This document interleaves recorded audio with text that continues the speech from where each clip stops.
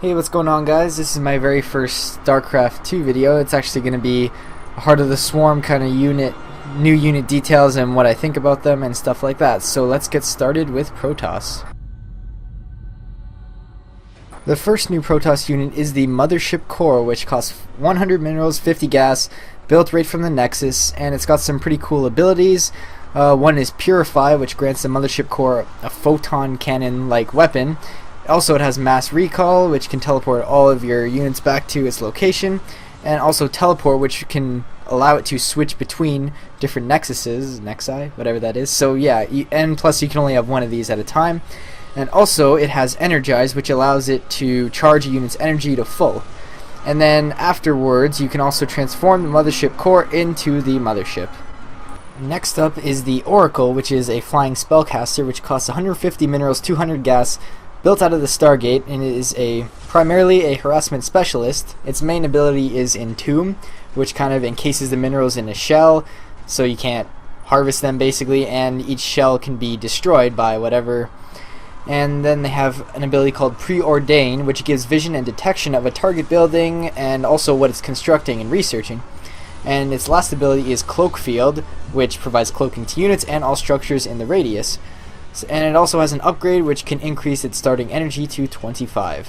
And the last of the Protoss units is the Tempest, which costs 300 minerals, 300 gas, built out of the Stargate, but does require a fleet beacon.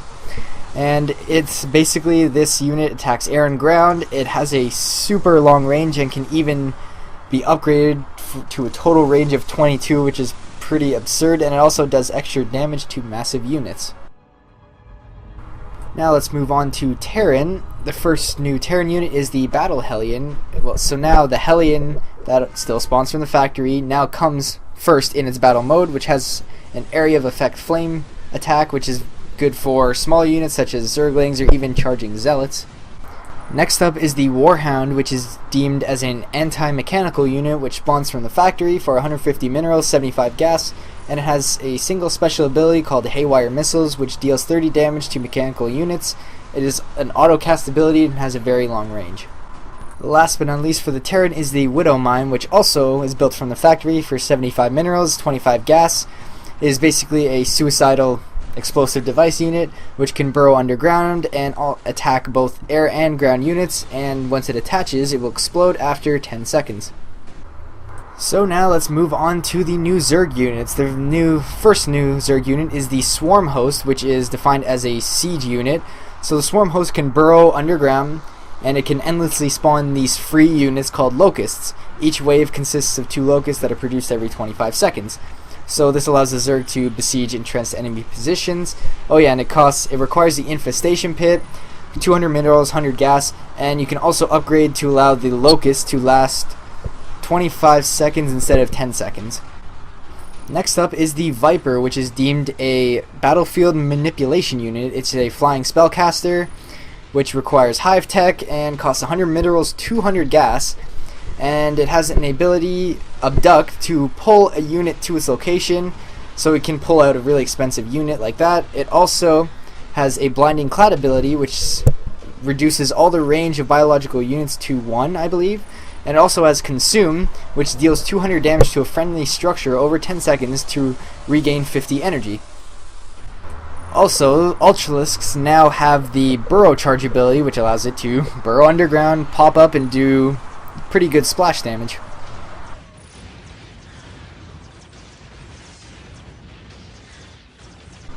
So overall, I'm pretty impressed with all the new units. I hope, well, I think for sure Zerg got the best new units, just in my opinion, just by watching the battle reports and everything like that. I think the Zerg can really control the map even more, especially with the new siege unit with the Swarm Host and yanking all those really high expensive units and just costing your enemy a lot of minerals and a lot of gas with the Viper, and then making Ultralisks even more viable, especially allowing them to get up close really quickly and deal a lot of damage. Now the Terrans, they mostly focused on mech upgrades. Everything comes out of the factory. The Battle Hellion gives a different option for the Hellions. Instead of just using them as harassment units, for example, now you can use it as defense, especially against smaller units like Zerglings, even charging Zealots. And the Warhound, it wasn't shown in really the battle report, so I can't really say what it does, but it is an anti-mechanical unit. I think it'll be good for breaking siege tank lines, things like that, killing Colossus, Immortals, things like that.